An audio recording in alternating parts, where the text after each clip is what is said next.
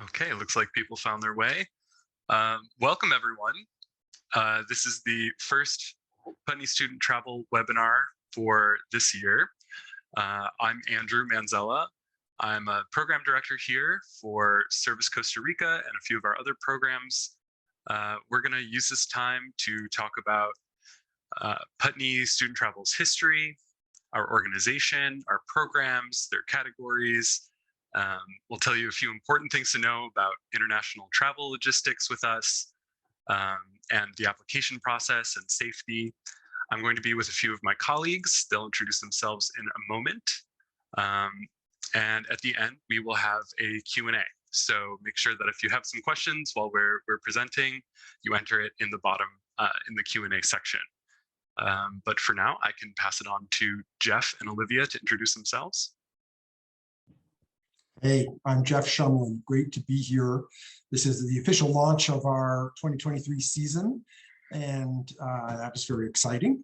2022 was a wonderful return to voluminous travel around the world, and we're incredibly excited to do that again in 2023. I have been a director, a co-director really, of Putney Student Travel for over 40 years now. It's hard to imagine. My parents were the founders of Putney Student Travel. And just to clarify, since we have the same last names, Olivia, who I'm going to turn it over to, is my niece. Hello, thank you, Jeff. Welcome, everyone. It's nice to have you all here and exciting to be doing this with Jeff and Andrew. My name is Olivia. I'm one of Putney's directors as well. And I'm going to just take a brief moment to walk you through a bit of Putney's history, just to tell you kind of who we are and where we came from. We are going into our 72nd summer as a family-run organization. And before us on the screen are my grandparents, Putney's founders, Jeff's parents, George and Kitty Shumlin. And Kitty and George were both devoted educators. Kitty is now in her 90s. She is Dutch and grew up in occupied Holland. And George, was a teacher and a World War II vet. And they met when George was traveling one summer during his late education on the GI Bill after World War II. They fell in love on a ship crossing and married soon after that. It was a very romantic story. And actually, on the next slide, you'll see the honeymoon of their marriage was the original Putney Student Travel trip, where you're seeing right here, to Western Europe, and one that we still offer to this very day. So back in 1951, George and Kitty traveled over by steamship. They had 16 students with them in tow. It took about 10 days over there to travel and 10 days to travel back. And it's really important to emphasize the idea behind their initial voyage was in many ways a response to a post-conflict world. They saw it as a way to help build common ground and develop thoughtful, well-rounded young leaders. They had the idea of ushering students out of their comfort zone and unifying people from all walks of life through face-to-face interaction, and really giving students the opportunity to learn and grow and collaborate across lines of difference, all while keeping them safe. And they quickly found, after that, the impact of educational travel, and essentially this idea of turning what was summer vacation into summer education, to be pretty transformative. And I'll just step back and say that foundational mission has very much, in many ways, grown significantly, particularly as we, where we find ourselves today as we emerge from a mostly virtual distance interactions of the past 3 years. And then what's neat to note before moving on to the next slide is we, to this day, have third and fourth generation students traveling on this very program. This here is a photograph from Putney's first program in Tanzania back in 1971. Where we had a group of students climb Kilimanjaro and embark on a safari together. And believe it or not, we're still doing this today, and working with the children and grandchildren of the very safari providers who welcomed us decades ago. This is another notable example of our long history. Jeff, who you met, our director, took this shot, I think around 1979, when he was leading our language program in France. And the following shot here, which we actually only found a couple years ago, I believe, was taken a lot more recently by one of our longtime leaders when she led that same program hiking in the French Alps. And you can see her group happened to stop for a picnic on the very same rock and captured almost an identical shot. So you'll see throughout this, there's a lot of through line of continuity of the Putney tradition, the kinds of things we do, longstanding history in the places where we go, that we've really maintained sustainable relationships within our network of contacts across the globe that help provide these pretty extraordinary experiences. This here is a photo of our Shumlin family just taken a few months ago. Again, speaking to the multi-generational nature of the organization today. So you'll see my sister Becca there on the left, one of our directors, our grandmother and founder Kitty, my son Max, representing the fourth generation, who does not have a desk, but it is his first birthday today. Very exciting. And then on the far left, you'll see my uncle Jeff, my dad, Peter, and Jeff and Pete are George and Kitty's sons, who they later passed the reins to. And Pete has a pretty interesting distinction. He served as Vermont's 81st governor and has been back with us at Putney ever since. It's pretty unique, and we feel really fortunate to have his contacts in our home state and also around the world from that exceptional experience. So it's neat to kind of be here today doing this with Jeff and just kind of be in our third generation of family leadership as we move into our 72nd summer. This here is, well, I guess I should start by saying it's important to point out that Putney is a much larger organization than just the family. This here is our barn where we work out of. We have about 35 truly remarkable individuals that are at the heart of our organization. We collaborate under this here roof. We do refer to it as the barn. It was, in fact, an old converted cow barn we're at the end of a dirt road in southern Vermont.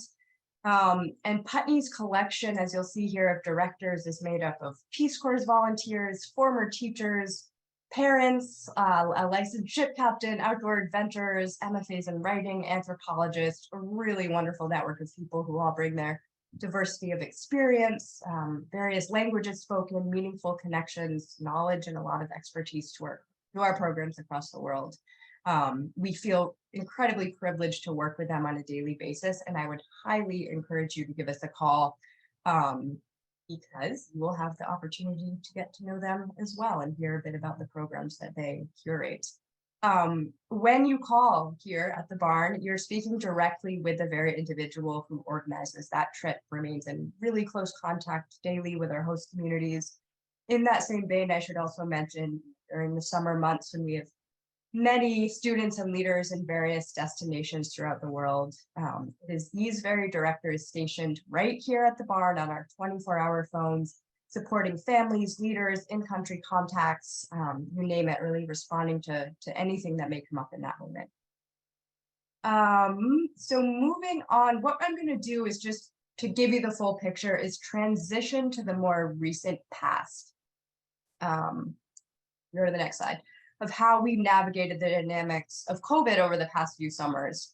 We did successfully operate programs even during COVID times because we feel in-person experiential learning is that important.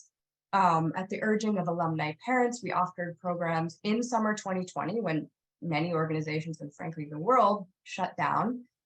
What we did is we moved all of our programs to Castleton University in Vermont, where we were really fortunate as a state to have very low COVID rates. We had to invent strict COVID protocols. You have to remember this was a time before vaccinations were available. So we had masking, pods, a whole lot of testing, and all of kind of the health risk management guidelines that are very much commonplace now. And we ran a successful pre-college program for a little over 350 students and instructors and leaders completely COVID-free. The following summer of 2021, we returned to sending students all over the world in places that were safe with, again, extraordinary success. Here you'll see a couple quotes on the next slide from parents whose students traveled with us during this time. And these, in many ways, kind of confirm our instincts that students really needed authentic connection at that time more than ever. The quote here at the top is my favorite. It really kind of sums up precisely why we worked so hard as an organization to make these experiences happen. And then we will move on now to our most recent past of summer 2022. This was our, as Jeff mentioned, biggest summer to date. We had more students than ever in our history. We're really excited about that. I'll just step back by saying I think that the fact that this will be our 72nd summer really speaks to the quality of care in which we continue the world. Obviously, today we require all of our students and our leaders to be fully vaccinated and to have received a booster, as we have done since vaccines have available. But I think that what we're seeing, what we saw last summer, the tremendous success, and what we're seeing this fall, actually, with our earliest enrollment to date, has really been exciting, and in a way kind of speaks to our belief and confirms the fact that as the landscape continues to evolve in the direction of really learning to live with COVID and travel in a way as we've been doing, that continues to be safe and responsible and conscious, of course, of the moment. And it seems, as we are right now, that those dynamics will only continue to get better with time. So we'll transition to our programs. It was really exciting to be able to return to offering our full slate of Putney programs this past summer, with the exception of Japan, which is now open. In fact, our earliest Japan departure is already full, with others not far behind, which is really exciting. So I think what we'll do now is segue into our 2023 programs. Before I turn it over to Andrew, I'll just briefly point out, so what we're going to do is go through kind of the umbrella of categories that we offer. And within each, our programs follow a specific structure. And so what we're going to do is cycle through our various categories to kind of give you a sense of the general structure that program follows. On each side, you'll see the various destinations, including those specific to current high school and others that are tailored to middle school students. Because we can't go through 31 plus destinations, I would highly encourage you to give us a ring here at Putney if you're interested in learning more about a particular program or destination. So the vast majority of our programs are designed for really small groups, about 16 to 18 students, traveling with two pretty exceptional leaders who know the areas well, speak the language, they're phenomenal people. And on the whole, I'd say our programs range between 2 to 4 weeks long. Andrew, I will turn it back over to you to walk us through Putney's service. Thank you, Liv. So service programs, just like Liv was saying, are small groups, typically 16 students, which allows us to stay with a small community abroad in a few different countries. Like I mentioned before, I'm the programmer for the Costa Rica programs, which are very popular. So we are hosted by a small community, like I said, in rustic accommodations, typically a community center, a church, even a school. We bring sleeping pads and sleeping bags and make our camp as comfortable and as homey as possible. So we are right in the midst of the community, which allows for a lot of really organic connections with local people. And we undertake 3 or 4 different projects, with the main project being something more significant in construction. It could be laying a cement pad for a water tank. It could be building a water fountain at a local school. And so when we're doing these projects, we break up into smaller groups, which allows for the ability to cycle through different tasks and keep things fresh and keep students engaged in the service. And we also do lighter projects in addition to that main project, which could be painting, it could be teaching English. And of course, my favorite part, because I love to see what students think of to do, is the individual project, which allows students to be very creative and exercise their own individual ideas of a service project. So leaders are there to help think of possible things that students could do and facilitate those executions. So we spend our days in the host community working alongside local people. For example, in Costa Rica, we hire a local person from the town where we're staying to be our maestro or our foreman, really giving us hands-on experience in things that most of these students have never gotten a chance to do. And we're doing it with a real world application. And at the end of these trips, we hand out certificates to our students detailing the number of service hours that they've completed during the program. So moving on to exploration. Exploration is a more broad exploration of the breadth of a place. So we're covering a broad swath of a destination. Alternate, off the beaten path, adventurous experiences with more urban areas where the focus shifts to culture in cities.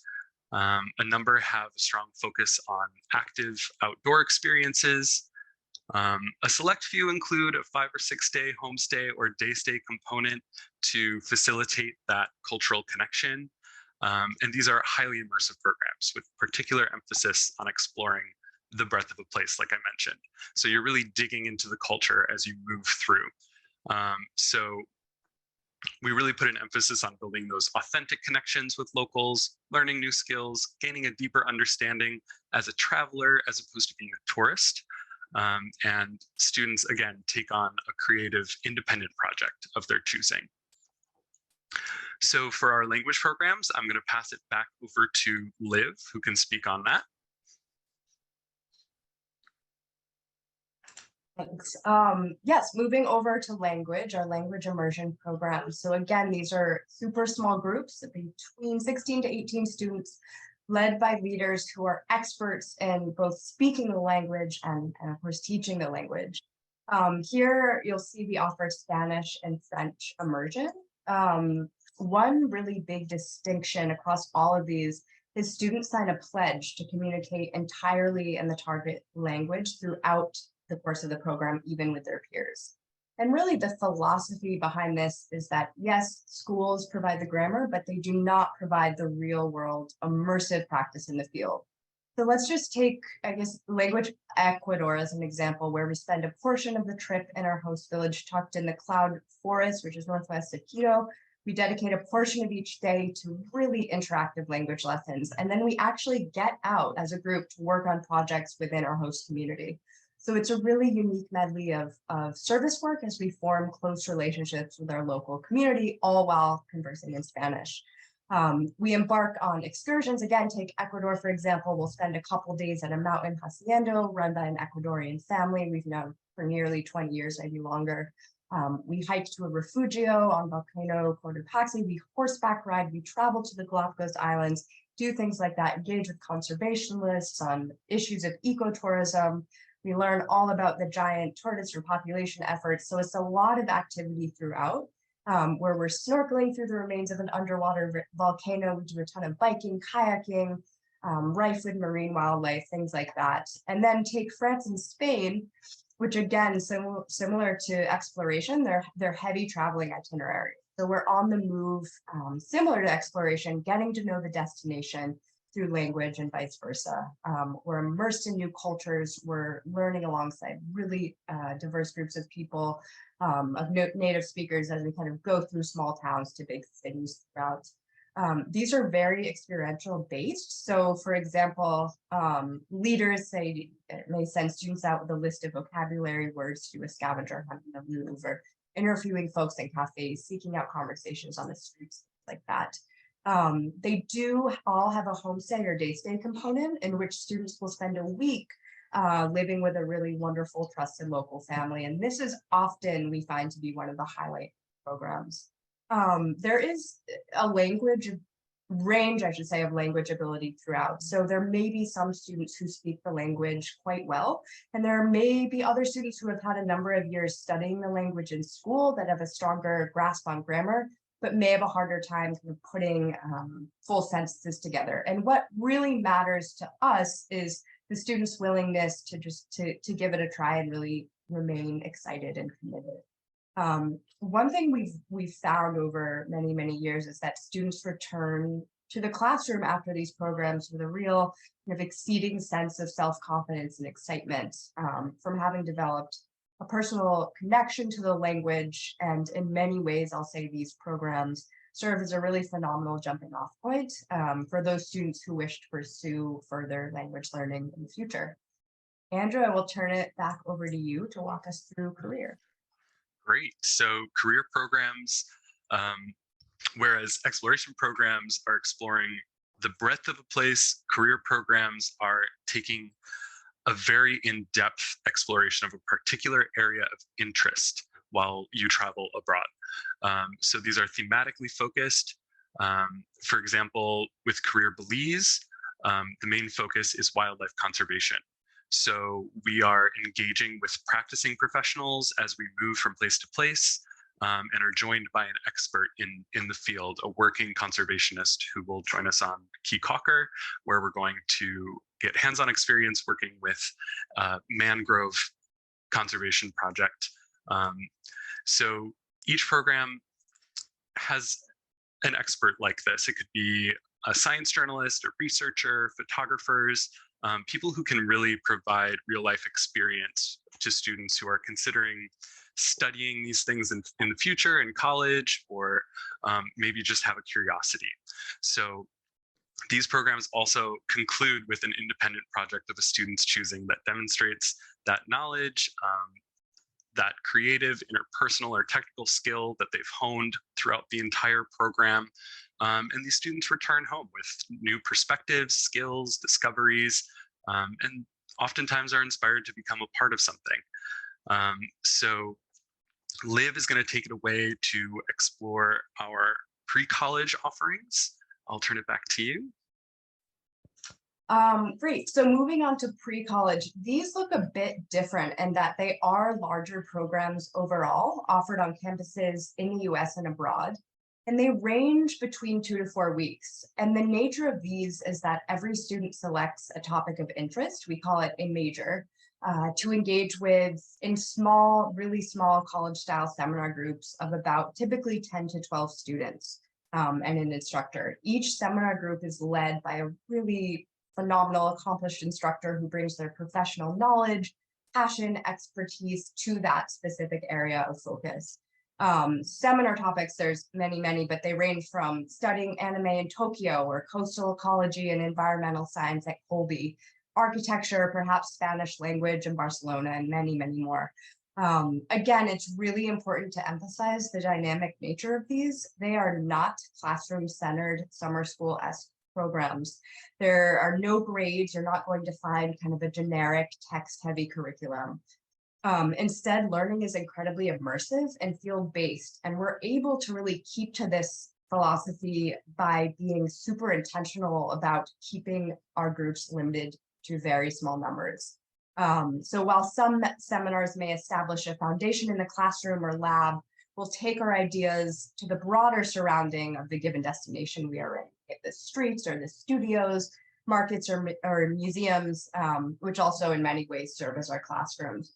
So I'll just use one example. I'll take Photo at Colby as a seminar where we may spend a part of the day at a studio or gallery of a professional photographer, or involve them in leading a tutorial in which we're getting out and really using the landscapes of Maine. And then we might convene back on campus later in the day to really dive into something like photo editing techniques, or use it as a space for one-on-one portfolio reviews and things like that. So while these are highly structured and busy, a day in the life of each seminar could take a different shape every day, which is students also have the opportunity to engage in areas outside of their seminar in all of these.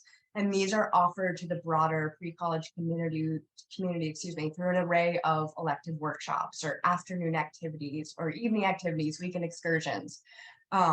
Group dynamics, while they are larger programs, is a really big part of the pre-college programs. So for example, the entire community across seminars comes together daily for community meetings where we discuss daily happenings or upcoming events and various opportunities. So it's really neat in that way. And while, yes, they're larger overall, you're joined, I'll just say, by a collection of peers from really all over the world and all over the US with a really wide range of interests and backgrounds. So it's a super tight-knit community, a really inclusive community, and you're developing skill sets, both intellectually, but also socially, to really thrive in college. And oh, I should also note, on all of these, the programs culminate with a final group project, which at the end, the entire community comes together for to share their peers. It's a lot of fun. So what we will do now is just touch on a few common threads that really define us as an organization across the board, and I think set our programs apart in many ways. Starting here with our leaders, wonderful leaders. They're passionate educators. They take time away from their busy professions to return to lead for a summer after summer because they want to be there and share their knowledge and passion with our students. In many ways, our leaders are they're like family to us. And it's neat in that, become like family, mom, dad, best friend, mentor to our students in many ways as well. They're actively involved in all of our students' lives, fully participating in all elements of the program throughout. They're experts in the places they go. They speak the language. They're engaging, fun. I could go on. They're terrific. But this here on the screen is one of our wonderful leaders, Rebecca Frank. Rebecca received her bachelor's degree in creative writing and then went on to NYU's Tisch graduate program for acting. She's an accomplished writer. She's an actor. She's an educator. She's taught on many of our pre-college programs, and she's really wonderful. I can't go through them all. They're great people, but I would highly encourage you to take a look at the bios of all of our leaders on. Again, in that same vein, moving on, our professors and instructors are often Rhodes Scholars. They're accomplished professionals in universities across the country. At many esteemed institutions, they provide a really wonderful opportunity for our students to get involved in academic travel at a really high level, of course, without the pressure of being in school. So again, Jeff is going to walk you through Oxford academia in a moment, but I would strongly suggest you to take a look at the faculty bios on the Oxford academia website because they are phenomenal. Moving on, as you can probably tell, we take a lot of pride in the fact that across all of our programs, Putney, we are getting off the beaten track and we're really going places. This is not a kind of get on the tour bus, get off the tour bus kind of approach. It never has been and it never will be. For example, when we go on a safari in Tanzania, we do a walking safari with the Maasai. So we're literally, as a group, walking through these ancestral homelands. We have someone with a spear leading in the front of the pack and someone in the back. You're really getting a chance to see what most people who go to Tanzania, even if they do go on a safari, are not getting a chance to see and experience. And it's because of those deep connections that Putney's maintained for many, many years and decades that we're able and lucky to do a lot of really unusual and intriguing things that most students and travelers in general aren't able to do. Exactly. And again, genuine cultural interaction. These programs are designed around genuine interactions with host communities. So some of these communities we've been working with for over 20 years.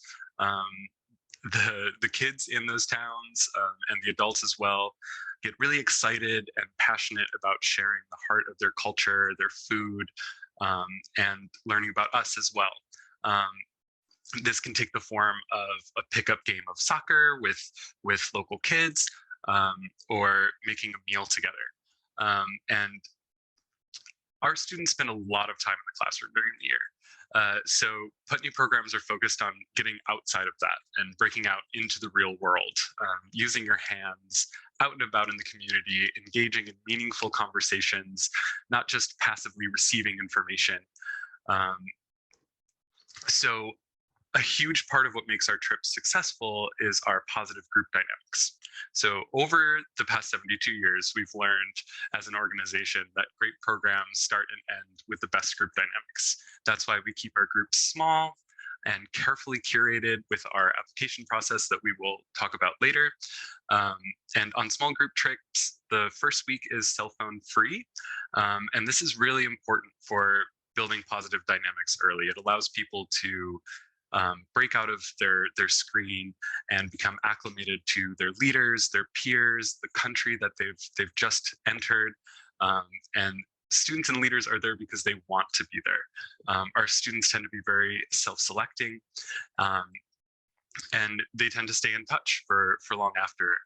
And some stay in touch with local people that they've met in host communities, meeting people from all over the world in an inclusive environment who share that passion. So another really important part of our programs is structure. So the things we do happen in an organized way with group leaders, with students the entire time. Our philosophy is that you're going to get the most out of a place if there is a structure. So we're packing itineraries to the brim to make sure that we get the most of the experience on the ground and make the most of our time abroad. So it's also really important, though, to have fun, and we program that into our itineraries because the students who apply to join our programs tend to have a very high-pressure school year, and we get that. And ultimately, the goal is to have fun while you're traveling. So now I'm going to turn it over to Jeff to run through some of the important details. Thanks, Andrew. Thanks, Olivia. Yeah, one thing to summarize just all that you two have presented so wonderfully is that I think as you talk to Putney alumni about their sense of their Putney experience, as much as the in-depth dive that they do into themes and cultural interaction, I think students equally say that they grow and learn from the close-knit nature of the group, from the sense of community that develops, from the need to learn to travel together in a way where they become almost like a functional family. And so all of the concepts you've just been describing, I think, are incredibly important. Group dynamics end up no doubt being one of the highlights of the experience and something that Putney takes great pride in. That said, I want to jump into and even try to anticipate some of the questions that come up, and in particular, some of the parental questions we often get at this stage in our presentations.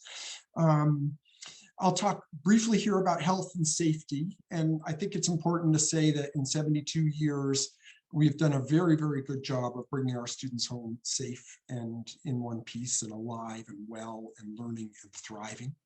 Our group leaders are all certified in CPR and basic first aid. But for anything more involved than a twisted ankle or a runny nose, we have sort of 3 levels of response. With 72 years of experience behind us, we've developed whole networks of doctors and clinics and medical professionals who we can consult. Every village we visit, every community we go to will have at least a local clinic where those minor things can be consulted, if you will.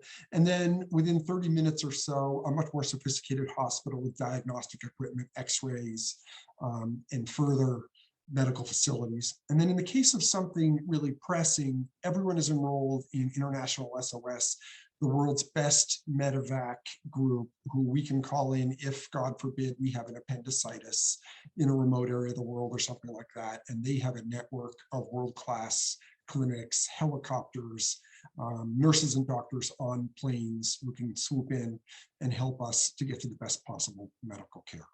So there are very specific protocols for those things. People often ask about communication.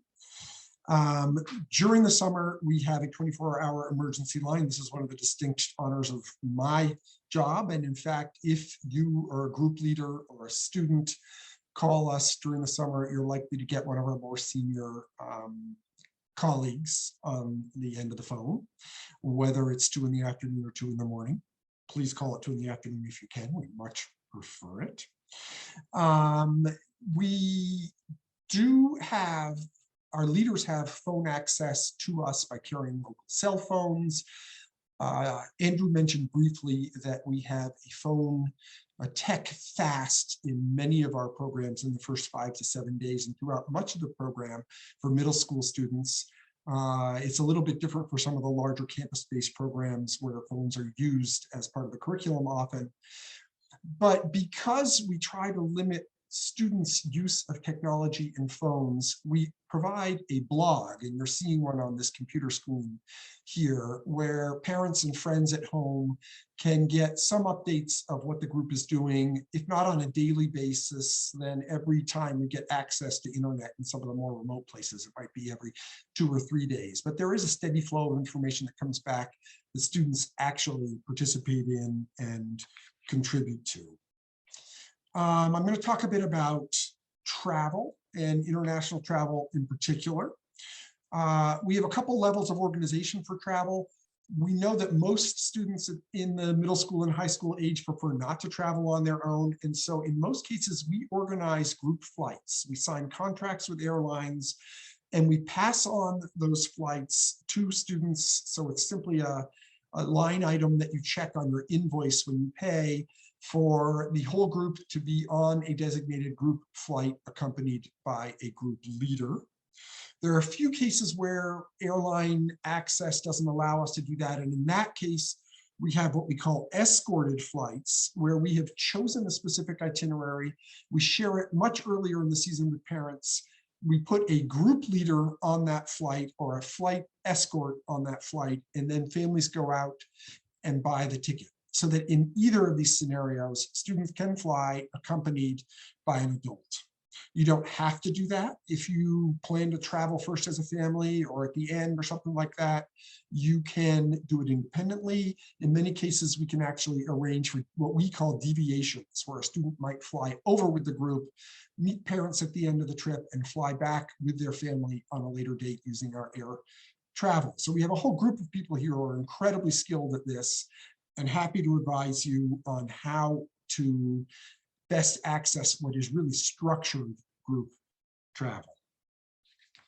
We have a selective admissions process, and it's important that students be ready for these experiences if they're going to apply.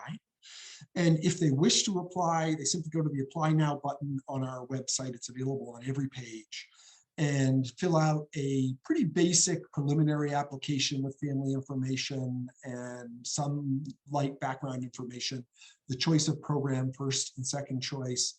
You put in a $700 deposit, which is a $200 admission fee and a $500 tuition deposit. And then you hit submit. If we have space in the program, we get back to you the next morning and say we're holding your space tentatively, and invite you to the rest of the admissions process, which involves writing a personal statement, just a quick couple of paragraphs, so that we can gauge enthusiasm and motivation for travel. Students put in the email addresses of 2 teachers at school who know them well, and we contact them directly with a quick form to fill out.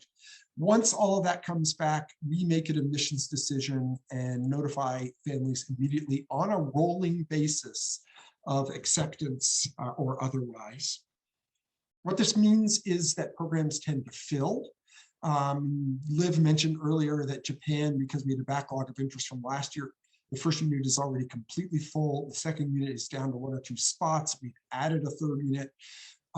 So it is important to have a second choice, and it's important to apply early in order to get spaces before they fill.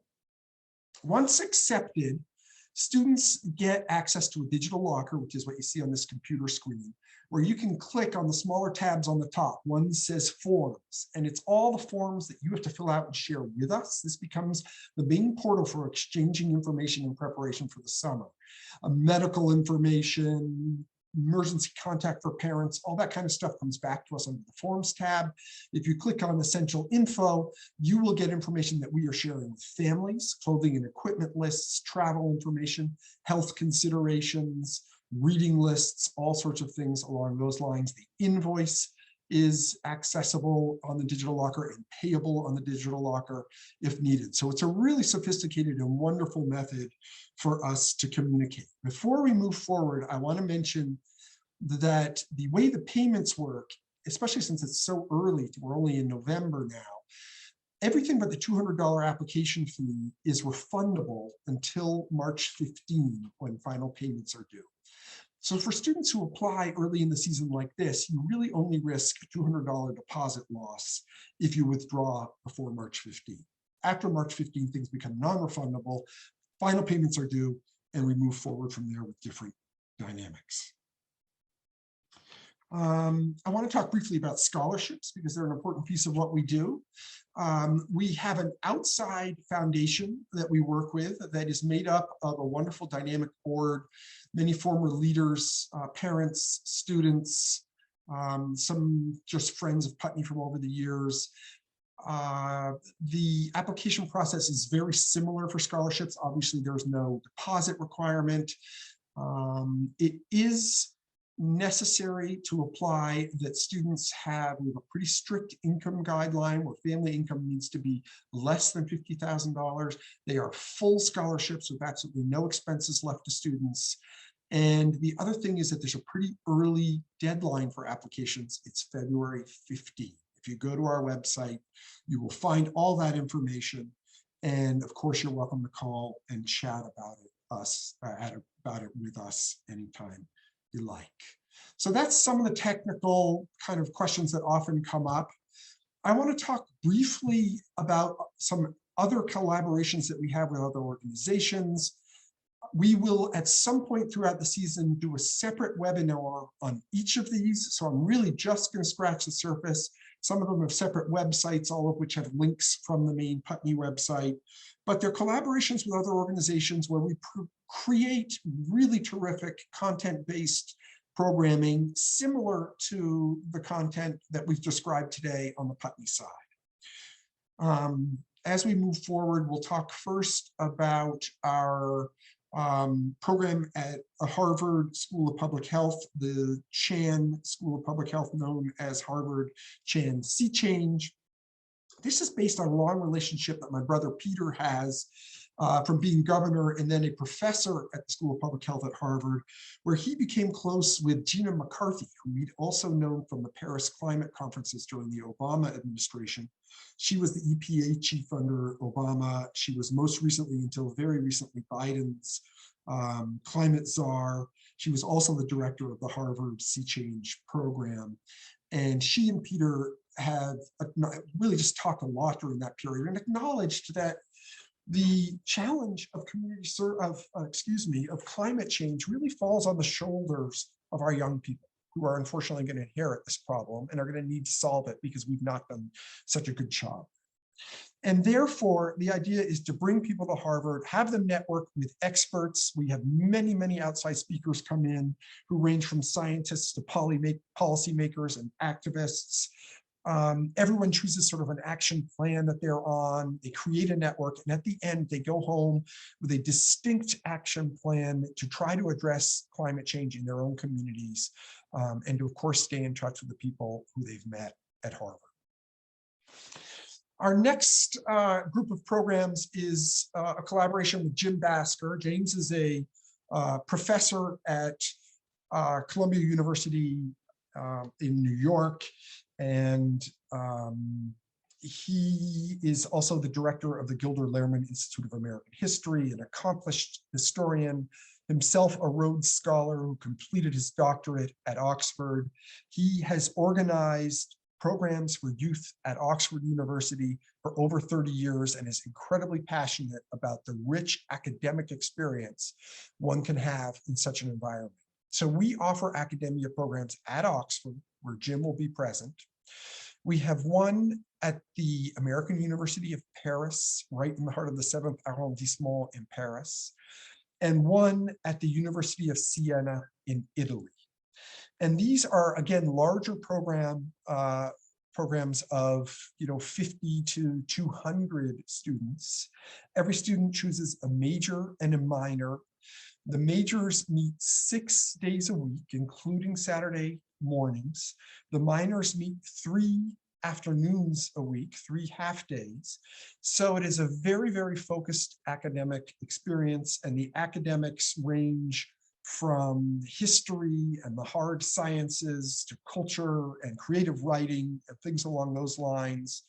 And they are really set apart by the quality of the instruction, where Jim in particular has many, many relationships. He's actually on the selection committee for the Rhodes Scholarship and chooses many of the professors from among the Rhodes Scholars who he gets to know throughout that process. So the caliber of instruction is extremely high, and we might find ourselves in the laboratory in Oxford of a scientist who's doing CRISPR technology and working on genetic modification and things that may not even have been written about in the press yet. So really just a terrific academic experience. There are also a lot of organized cultural activities, guest speakers who come in, again, final projects that are sort of the culmination of these experiences. We are doing a separate webinar on these programs in particular tomorrow at 3:30, if you'd like to join us, 3:30 Eastern time. So Oxford Academia will be the focus of that presentation. I'm going to move on next to the Columbia Climate School, which is a collaboration with the Columbia University Climate School. Columbia has a designated climate school. It is the first new graduate program created at Columbia in 25 years. It is focused very much on the challenges of climate and Earth and society. In this case, we have 2 levels of programming with Columbia. One is at Castleton University in Vermont and is called Columbia Climate School in the Green Mountains. And it is a 2-week program in which students are benefit from the instruction of Columbia professors from the climate school who come up to Vermont and give a complete background in everything to do with the climate challenge, from the background science to activism to some of the technological advancements that are helping us to address these issues. We also organize what we call the Columbia Climate Corps, which are smaller groups that travel out into the world and do some of the same things, again, joined by experts from Columbia who share their knowledge in the field, either in Alaska, in Iceland, or in a third program that combines Chile and Peru in South America. The next collaboration I'll discuss is the Smithsonian Institution, where we have created the Smithsonian Student Travel.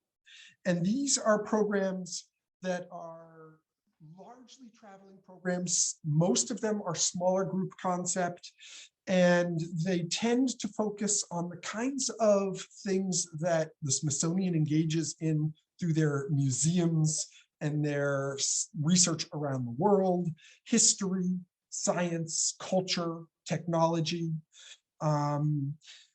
The themes range from art and culture to accessing people and places. And then what's unique is that local experts who are associated with the Smithsonian join these programs and share their knowledge with students. So students receive a tremendously high level insight into the theme that they have undertaken. And then finally, we have a collaboration with National Geographic. We actually began working with the National Geographic Society way back in 2008. And for 13 or 14 years until COVID, we ran tremendous trips around the world, and we took a pause during COVID and are only now picking it up again for the summer of 2023 in collaboration with the National Geographic Society. The website for these programs is not live yet, but it will be by Thanksgiving, so bear with us and certainly call us if you'd like to hear more about it. I think it's important to say that the programs, which again, most of them are smaller format, 18 to 30 student programs with 2 or 3 full-time group leaders. The programs are consistent with the themes that we all associate with the National Geographic Society. Things like conservation, storytelling, photography, of course, is big. The ingenuity of preserving history and culture, helping to sort of solve problems that are global challenges, conservation, things along those lines. And one of the things that the National Geographic Society really considers to be a pillar of their work is sponsoring research of what they call explorers around the world. And over the centuries, 150 years plus that they have been in existence, I believe they've funded more than 2,000 or something like that, young explorers around the world who themselves are helping to solve the problems that face the globe at this time. And these young explorers join the programs at one point for 4 or 5 days of the program to share their expertise in whatever their thematic expertise is. So again, you get behind the scenes motivational interaction with people who are working on some of the themes. Wildlife is a big one, conservation, storytelling, photography, science, cultural interaction between animals and human populations, the impact of tourism, things along those lines in a really meaningful way. And every student chooses what we call an on-assignment project, where they focus on one of these themes in a smaller group of 8 to 10 students within their traveling cohort. Again, we'll do a separate presentation on those programs at some point later in the season. So I hope that gives you just a general kind of scratch the surface sense of all the things we do and where we go. It's important to say that we really invite you to call us to learn more. And as I think Andrew said earlier, when you call, if you call to inquire, for example, about Ecuador, we're going to connect you to the person in our office who creates the programs in Ecuador in collaboration with our local contacts there. So please feel free to reach out, look at the website, see what might be of interest, and check in with us to consult further about your questions. Speaking of questions, though, Portia has just joined us and has been monitoring your questions online, and I'm going to turn it over to her to share some of those with us, and we'll see what we can do to answer them. Hi, everyone, and thank you, Jeff.